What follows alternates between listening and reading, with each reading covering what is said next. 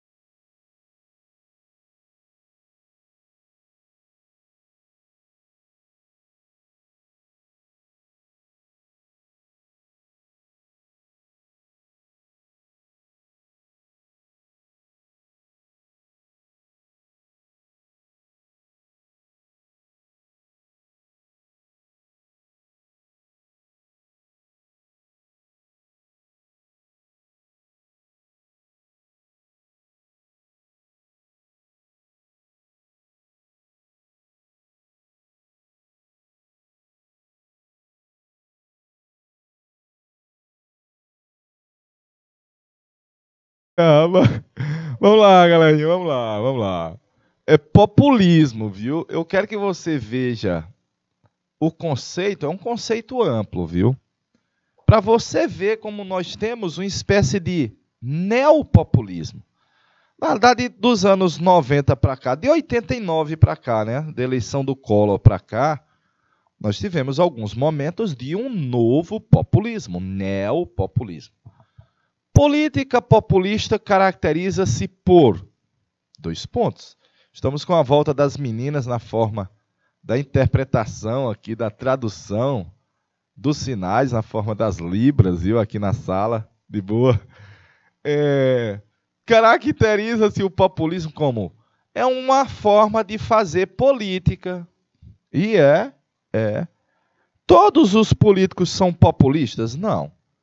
Porque principalmente para ser populista, ó, tem que ter carisma. Ah, papai, são lideranças carismáticas. Às vezes, emotivas.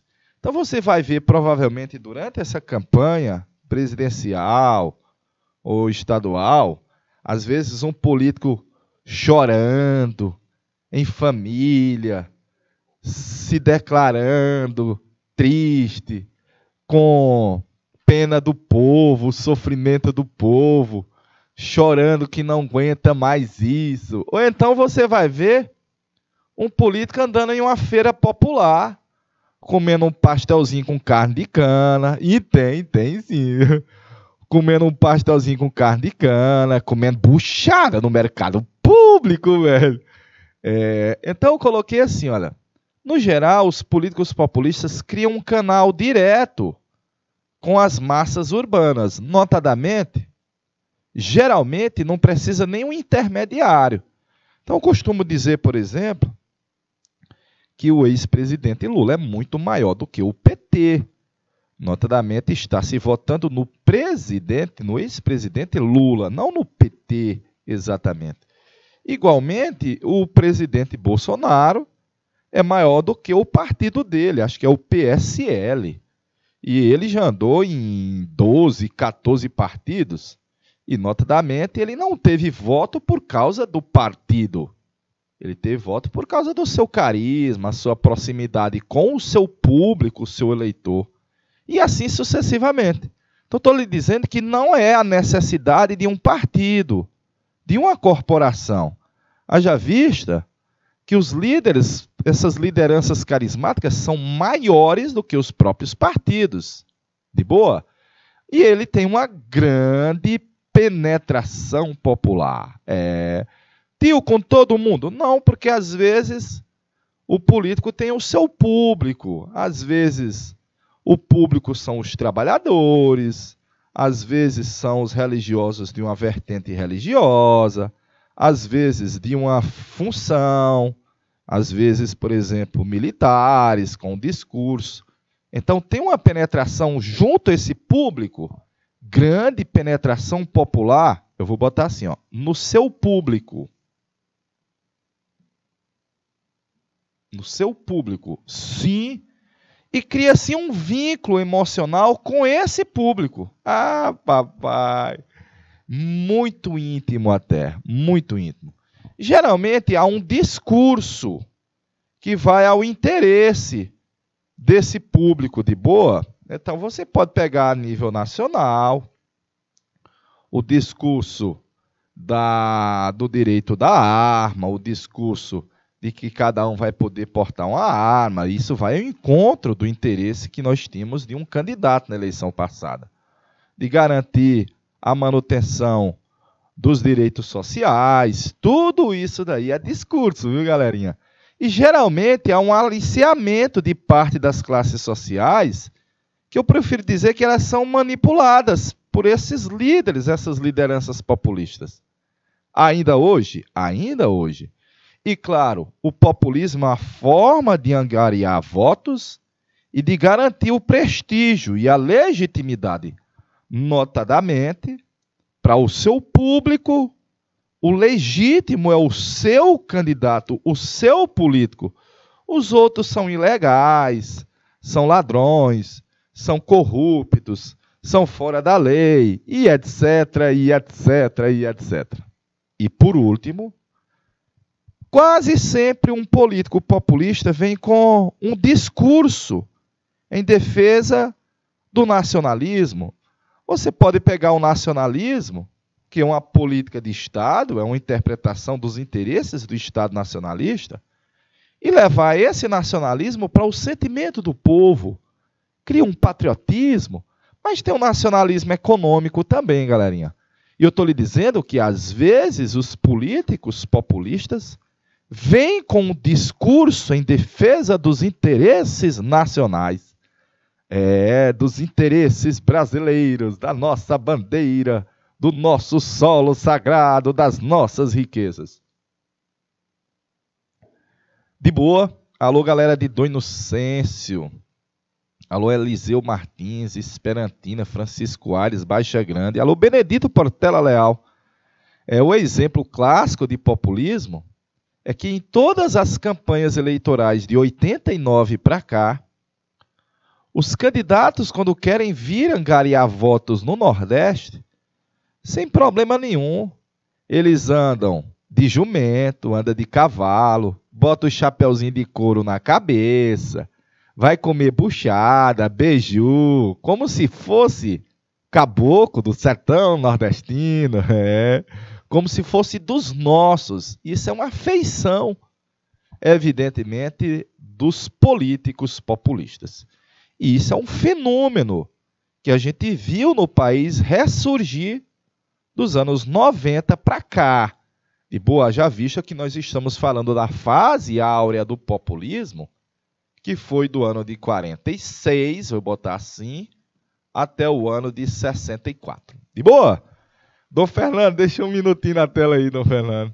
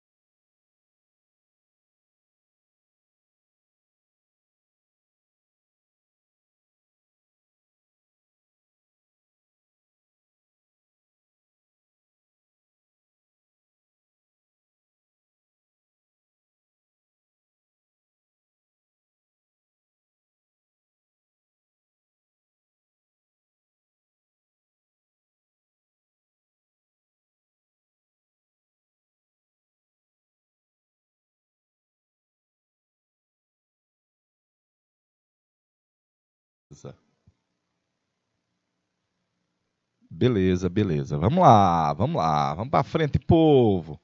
Então, nós estamos do ano de 46 até o início do regime militar.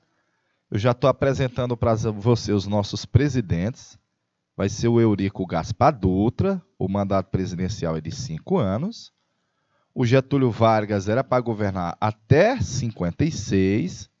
Em 54 ele abrevia a sua vida, saiu da vida para entrar para a história. Aí vai ter aqui o governo do Café Filho, que era o vice do Vargas, bacaninha. Depois o meu amigo John Kennedy Tupiniquim, e meu amigo Juscelino Kubitschek, meu amigo, viu? Meu amigo. O Jânio, o homem da vassoura, o homem da vassoura, o homem das proibições, que só governou 7 meses, o Jânio Quadros, basicamente 7 meses, e o João Goulart, carinhosamente chamado de Jango, o João Goulart, passa uma fase primeira no sistema parlamentarista, depois no sistema presidencialista, e no dia 31 de abril, 31 de março do ano de 64, o Jango vai ser convidado a se retirar. Bacana? Tio, estamos na escola São João Batista, aqui em Teresina, no São João, ou São João, cidade de São João do Piauí, que eu conheço São João do Piauí, muito parente de São João do Piauí. Galerinha da escola, unidade escolar São João Batista, terceirão, tá online, aos vivos e a cores. Show, galerinha. Vamos começar aí, ó. Vamos começar com as eleições. As eleições vão ocorrer em 45, como previsto, dezembro de 45. Apesar de o Vargas meio que querer empastelar. E o Vargas não queria muito, não. Vamos ter o Iedo Fiuza, escritor. Tio, como é que o Luiz Carlos Prestes era o homem mais famoso e mais importante do Partido Comunista e ele não saiu para ser candidato a presidente da República, galerinha?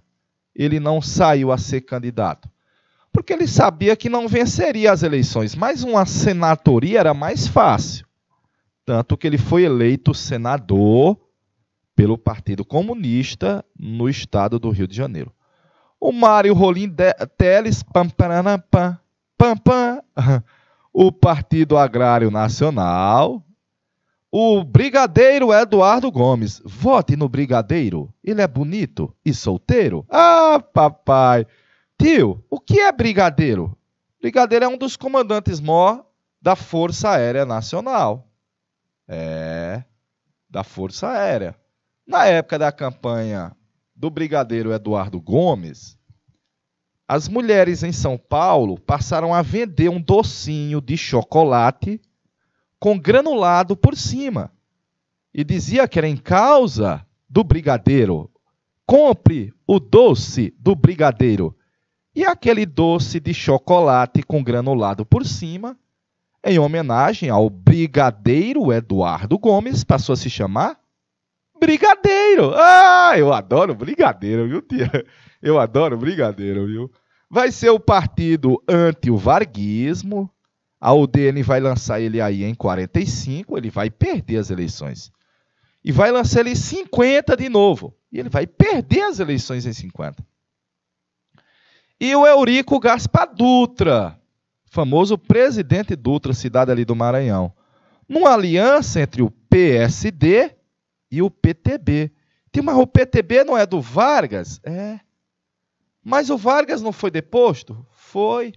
Quando o Vargas chegou no Rio Grande do Sul, no alto exílio, né? O Vargas disse, eu voto no Eurico Gaspar Dutra. Ah, meu amigo, quando o Vargas disse que ia votar no Dutra, o Vargas arrebanhava milhões de votos. E no sprint final da campanha do Dutra, ele só dizia, a campanha dizia, ele disse. Como? Ele disse. Quem disse? O Vargas. O Vargas disse que vai me apoiar, velho. E se o Vargas vai votar em eu, milhões vão votar em eu. E não deu outra, o Dutra vai vencer as eleições presidenciais de 45. Lembrar que as últimas eleições tinham sido em 1930, e o Júlio Prestes, um paulista, havia vencido o Getúlio Vargas nas eleições de 1930. Tio, escola São João Batista em São João da Varjota. Olha aí, galerinha de São João da Varjota também assistindo online. O terceirão lá assistindo aos vivos neste ano. Tá aí as eleições de 45. Aqui é o Luiz Carlos Prestes. Aqui é Pablo Neruda, um grande escritor.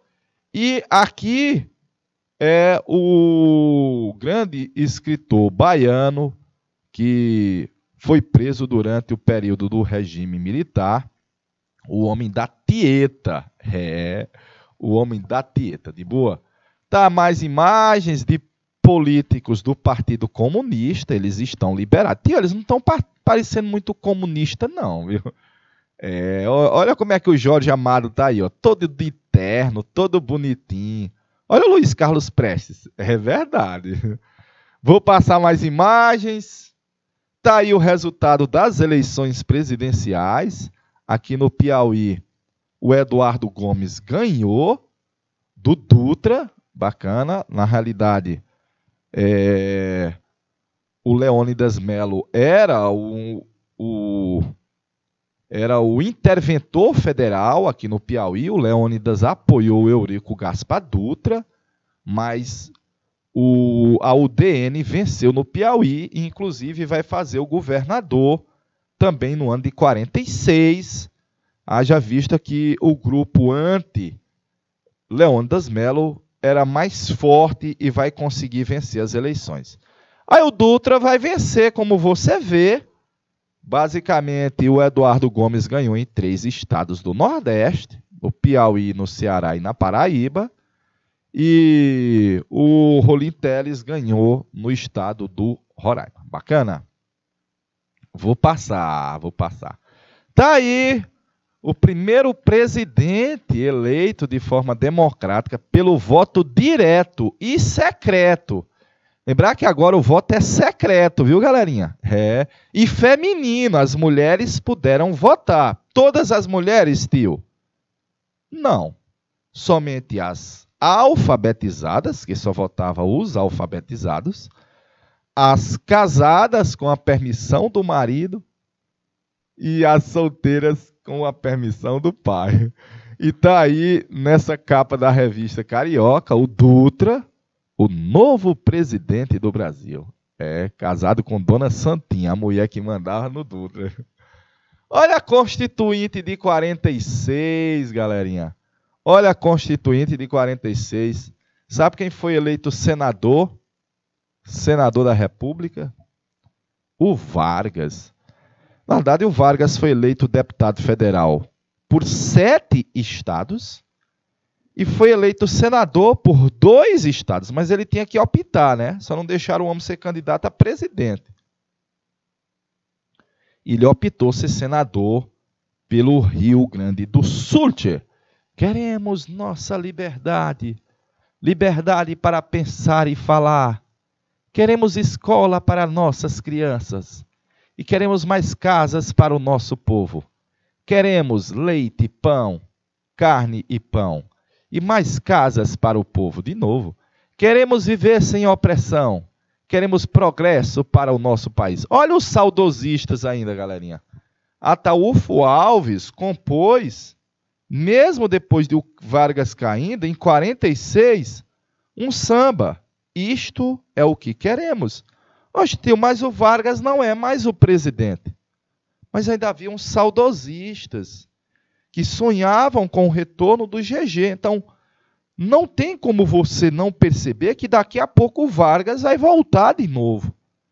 Haja vista que a popularidade era grande e os apoios também eram muito grandes. Aí está aí mais uma vez o Jorge Amado, grande escritor baiano, o homem que escreveu várias grandes obras da literatura brasileira. O Luiz Carlos Prestes, que foi eleito senador da República, o Partido Comunista conseguiu esse feito. E o escritor Pablo Neruda, que também era comuna. Faça o print disso aí, povo. Vai fazendo o print, viu, galerinha? Deixa eu ver, galerinha do Benedito Portela Leal, de Boa na Lagoa. Galerinha também do Terceirão. Tio, o terceiro tá online, tá aos vivos, tá on aqui em São João da Varjota. Beleza. Olha, o Vargas foi eleito senador constituinte, participou da elaboração da Constituição de 46, mas se negou, galerinha, se negou a assinar a Constituição. Ele disse, ela é muito liberal, ela é muito democrática, ela garante liberdade demais, ela garante eleição. Olha o que o Vargas está aí, ó. Na realidade, ele foi eleito senador, foi para o Rio de Janeiro pouquíssimas vezes, diga-se de passagem, e passou uma temporada longeva no Rio Grande do Sul, e só balangando na rede, aguardando o retorno triunfal. Triunfal. Lembrar que a Constituição de 46, antes da Constituição atual, a Constituição atual é a de 88, que a gente chama Constituição Cidadã. Cidadã, galerinha. Quem vai fazer o Enem é bom, claro, até prefeito de redação, ver o artigo 5º da Constituição atual brasileira, e antes da Constituição de 88, que é a nossa hoje vigente, a Constituição com mais direitos e mais liberdades foi a Constituição do ano de 46. Deixa eu mostrar ela para você, ó. É a nossa 5ª Constituição da nossa história. Meu Deus do céu. A 5ª, tio, a primeira foi em 24, com Dom Pedro I. É a única do Império. Com a República, a primeira veio em 91, aquela do voto em aberto, do voto de cabresto, lembra assim?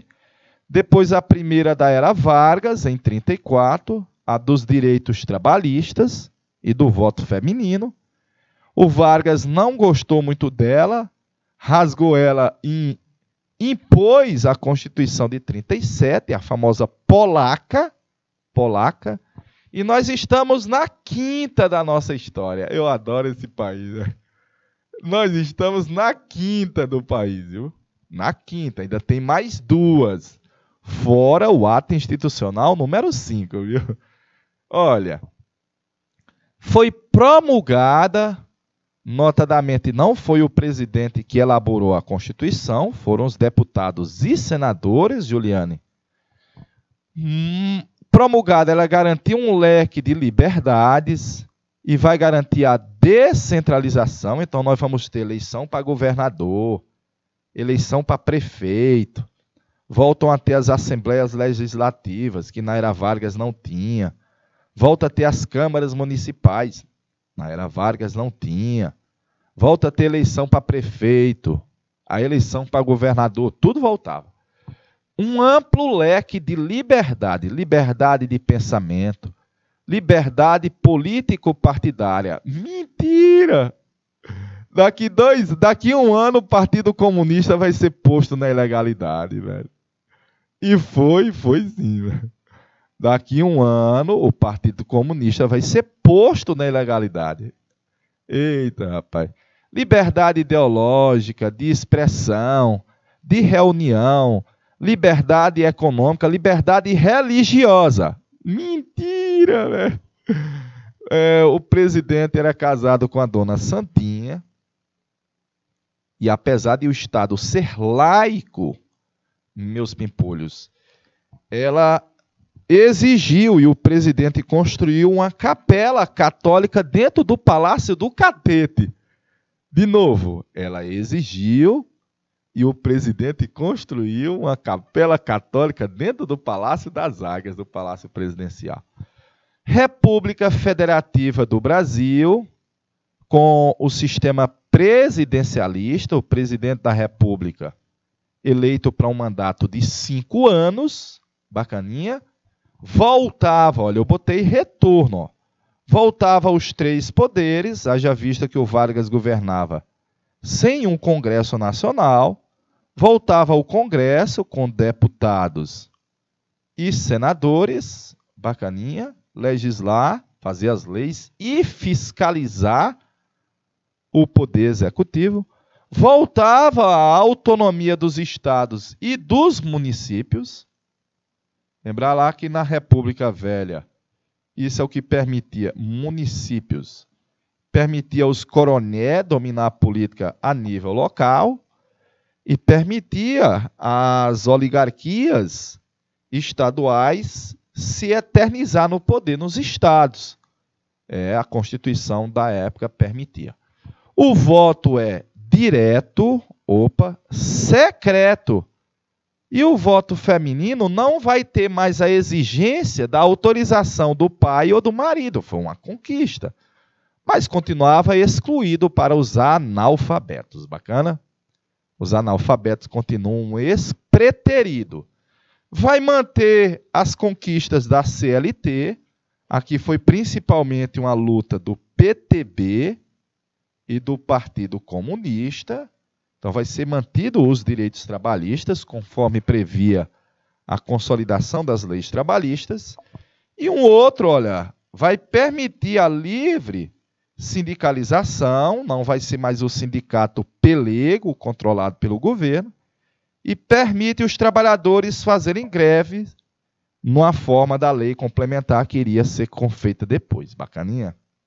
Então aí tem um leque de conquistas dessa Constituição, que, vamos dizer assim, a duras penas, muitos brasileiros sofreram durante a ditadura do Estado Novo para conseguir. E vinha o direito de habeas corpus. E o que é habeas corpus? Habeas corpus vem da tradição jurídica inglesa. Quer dizer, o corpo protegido, que na realidade, contra uma decisão autoritária do Estado, o juiz pode lhe garantir o direito de responder o processo em liberdade. Quando ele faz isso, ele está concedendo o direito de habeas corpus, o corpo protegido, contra uma ação autoritária do Estado. Nós estávamos saindo de um regime autoritário, então essas ideias de conquistas, de direitos humanos, de humanidade, de cidadania, voltava tudo à tona, viu, galerinha? Aí, um elemento que estabelecia é que os funcionários das empresas, por lei, deveriam ter uma participação nos lucros das empresas. Só que não. De novo, os funcionários das empresas deveriam ter direito à participação nos lucros das empresas. De boa, Juliane diz, tio, sou nova aqui, seja bem-vinda, Ju, seja bem-vinda. Deixa um minuto na tela aí, meu amigo Dom Fernando, para eu botar R$1 de água nessa canequinha aqui.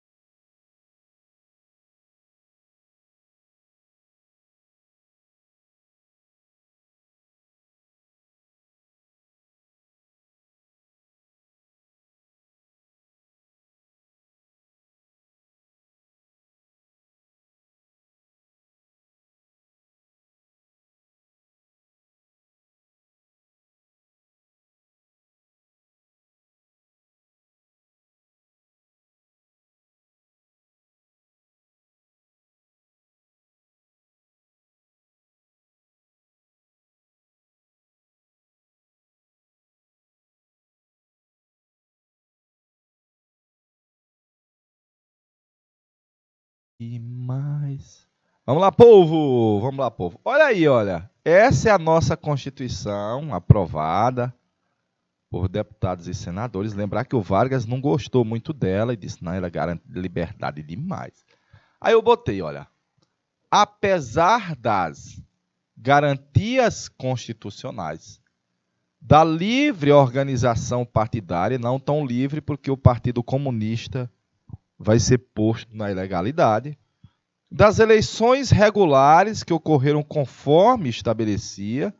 Tivemos eleições em 45, tivemos eleições em 50, que o Vargas vence, tivemos eleições em 55, que o Juscelino vence, e tivemos eleições em 60, que o Jânio Quadros venceu.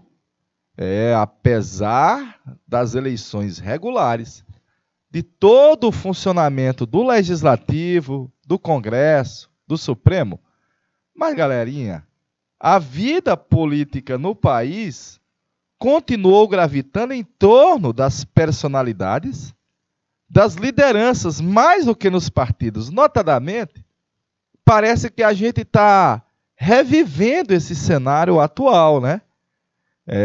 Parece que a gente está revivendo esse cenário, porque as eleições elas têm gravitado muito mais, e a vida política muito mais em torno das lideranças carismáticas, das grandes personalidades que se projetaram aí como salvadores da pátria, do que do partido, dos projetos.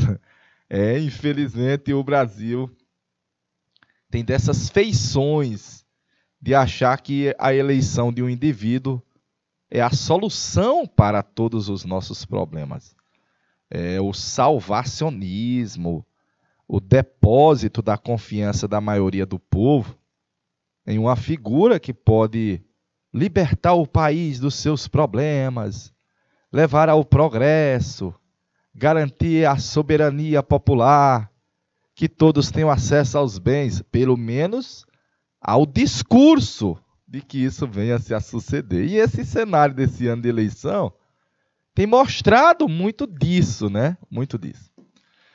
Beleza. O Dutra foi eleito, viu? O Dutra foi eleito com apoio do Vargas. Não se esqueça, com apoio do GG. Depois, o Vargas, apesar de ter apoiado o Eurico Gaspar Dutra, o Vargas vai, vamos dizer assim, buscar se desvincular da gestão do Dutra. O Vargas vai buscar não criar uma relação com o governo do Dutra. De boa? E eu coloquei assim, ó. Política externa do presidente Dutra, política externa, estava iniciando a Guerra Fria, ó. Deixa eu colocar aqui, ó.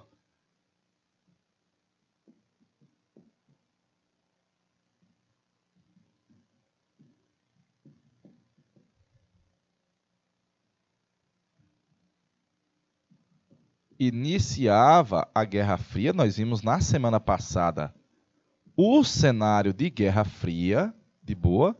Então você está vendo aí o iniciozinho da Guerra Fria, que coincidiu com o governo do Dutra. E o Dutra fez o quê? O governo brasileiro fez o quê?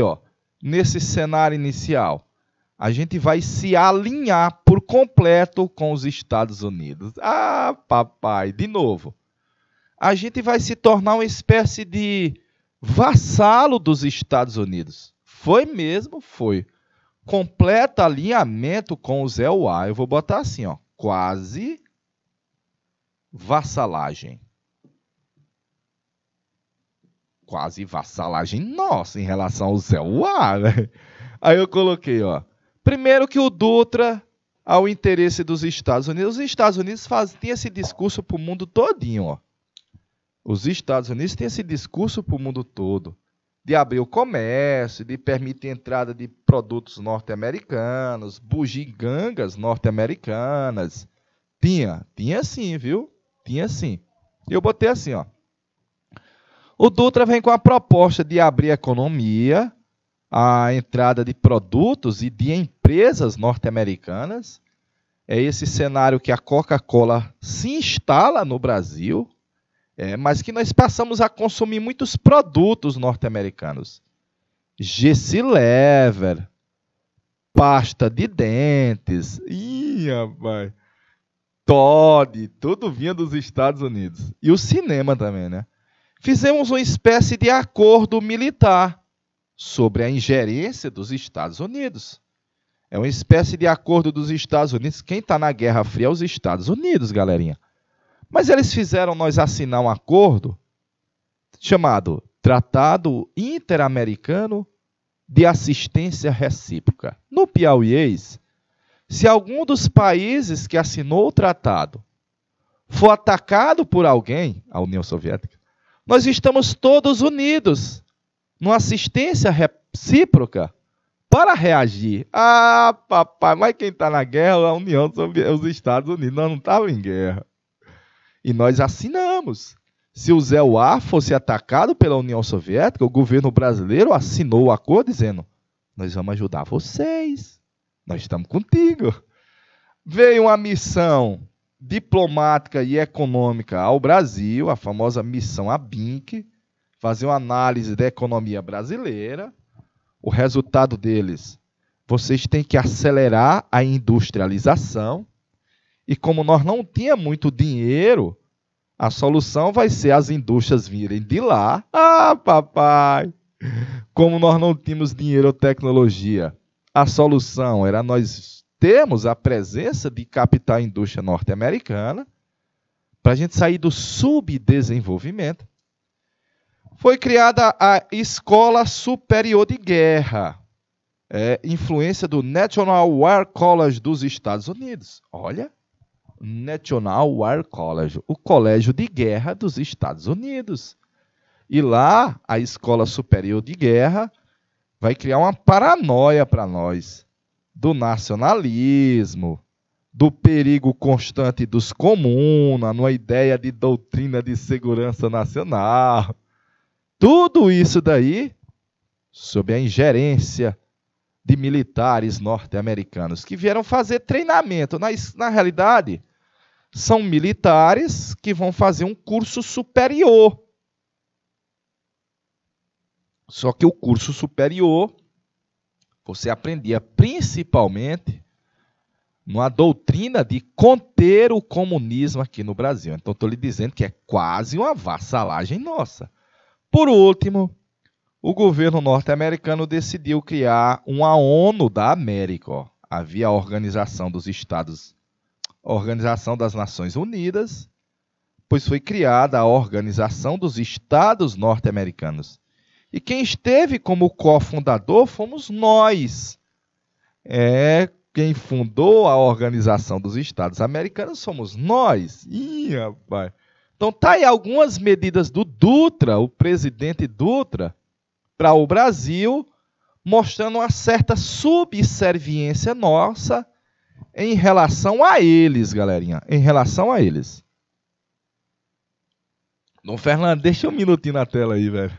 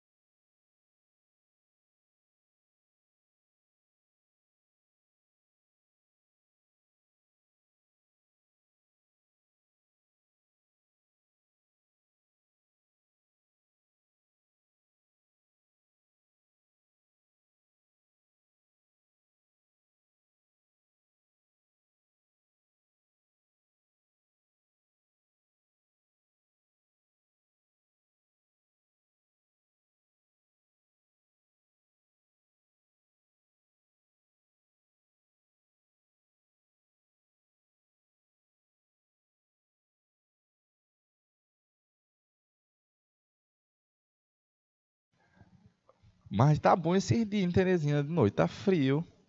Tá frio. De dia é quente demais, mas de noite tá bom, viu? De dia tá rasgando. Tá igual o do Inocêncio, viu? De dia é aquele sol rachando, viu? Mas de noite tá bom de dormir, viu? Dormidazinha de rede.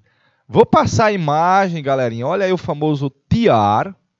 Tratado Interamericano de Assistência Recíproca, princípio da solidariedade continental, solidariedade com os Estados Unidos, eles que estão na guerra. Viu? Foi assinado na Conferência do Rio em 47. Aplicação: agressão armada ou não armada ao território ou à soberania de qualquer um dos estados americanos. Ih, rapaz. Vai haver a retirada dos embaixadores, a ruptura das relações, a interrupção das relações econômicas ou de comunicação e o emprego das Forças Armadas. Eu peguei aqui num site, olha. Meu Deus, nós assinamos isso. Assinamos. Não só nós, todos os países latino-americanos assinaram com os Estados Unidos. Olha, se vocês forem atacados, agredidos, nós somos solidários a vocês, vamos lutar juntos. Inclusive, em prender as Forças Armadas do Brasil para lutar contra os seus inimigos. Tinha isso? Tinha, galerinha. Tinha sim, viu? Daqui a pouco, Cuba, na famosa Revolução Cubana do ano de 1959, Cuba vai ser expulsa pelos Estados Unidos da OEA, Organização dos Estados Americanos, e do TIAR. E foi sim. Tio, ainda existe o TIAR? Ele ainda está vigente? Sim, viu? Eita, rapaz. Olha aí os países membros, bacaninha. O Brasil foi dos fundadores. Alguns países se retiraram, notadamente aqueles que têm uma relação mais conflituosa com os Estados Unidos, a Bolívia, Cuba, Venezuela, que geralmente tem um governo mais nacionalista e menos subserviente aos Estados Unidos. Bacana? Show! Tratado Interamericano de Assistência Recíproca. Tio, por que é que o Canadá não está? Porque o Canadá faz parte com os Estados Unidos da OTAN. Que é mais importante para os Estados Unidos do que o TIAR. Faz parte da OTAN. E, claro, a OTAN tem um peso político, econômico, militar, principalmente, muito maior do que o TIAR, né? Deixa eu passar mais. Olha aí, ó. A Organização dos Estados Americanos, famosa OEA, bacaninha, as bandeiras dos países membros, para a defesa do hemisfério ocidental, de polo a polo, mensagem do George Marshall, durante a cerimônia que pôs em vigor o tratado no Rio de Janeiro. Aqui é o do TIAR, viu? E aí do lado, a Organização dos Estados Americanos. A Escola Superior de Guerra, galerinha, a famosa ESG. Nós vamos ter muitos presidentes durante o chamado regime militar que fizeram cursos na Escola Superior de Guerra. A escola foi criada após o fim da Segunda Guerra, no ambiente de prenúncio de novos conflitos com a Guerra Fria. Seus fundadores idealizaram a criação de um espaço de formação profissional de excelência, capazes de não só proteger as riquezas nacionais, como também transformar o Brasil numa potência. Famosa ESG, Escola Superior de Guerra. Bacaninha? Tcharanana. Tcharanana. Ih, rapaz, olha o fechar com chave de ouro do Dutra, viu? Olha o fechar com chave de ouro, ó. O governo do Brasil vai romper relações diplomáticas com a União Soviética, velho. Foi não? Foi sim, velho. O governo brasileiro rompeu relações diplomáticas com a União Soviética, que era outra potência mundial emergida da Segunda Guerra. O diplomata brasileiro vai retornar de lá para cá. O Supremo colocou o Partido Comunista na ilegalidade, Eita. Então, aquele negócio de liberdade política não era generalizado, né? Haja vista que o Partido Comunista vai ser posto na ilegalidade em 47 e só voltou em 85 no governo do Sarney. Mas esse tempo todinho o Partido Comunista esteve na ilegalidade. Então não havia deputado, senador, vereador. Haja vista que naquela época os mandatos dos parlamentares do Partido Comunista foram cassados. Absurdamente, mas foi. E como você viu, Prestes tinha sido um dos senadores muito bem votados, acabou de perder o emprego, viu? Acabou de perder a senatoria. Não só eles, os deputados, os vereadores. Eu lembro muito bem que o Jânio Quadros vem aí, lelê. O Jânio Quadros era suplente de vereador em São Paulo, quando foi cassado o Partido Comunista, e alguns vereadores de São Paulo eram do Partido Comunista, perderam a vereança, e os suplentes assumiram, e o Jânio entrou na carreira política com um mandato primeiro, nesse cenário. Aí o governo fez um completo alinhamento com os Estados Unidos, tinha propaganda anticomunista, tinha perseguição aos comunistas, e aí havia um alinhamento, por exemplo, com os Estados Unidos, quando você olhava os filmes, nas películas de cinema, eram hollywoodianos, praticamente todos eles. Ah, papai, o Brasil se torna uma espécie de vassalo, subserviente do Zé Uá. E foi o Dutra, velho, o Dutra. Vai haver o controle dos sindicatos, ocorreu repressão à esquerda e repressão de movimento trabalhista. Então, todas essas medidas tomadas pelo presidente Dutra meio que coloca aí um alinhamento do Brasil mais à direita e, claro, reprimindo a esquerda, os comunas, os trabalhismos, os esquerdistas e etc. De boa? Eita, rapaz. Deixa um minutinho na tela aí, meu amigo Dom Fernando, per favore, em italiano.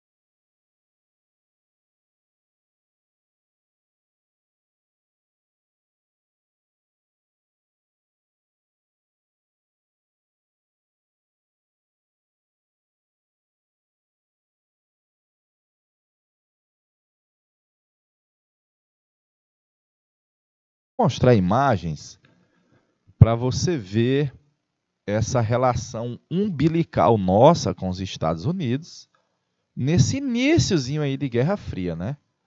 Virtualmente rompidas as relações com a Rússia. Rússia é a União Soviética, viu, galerinha?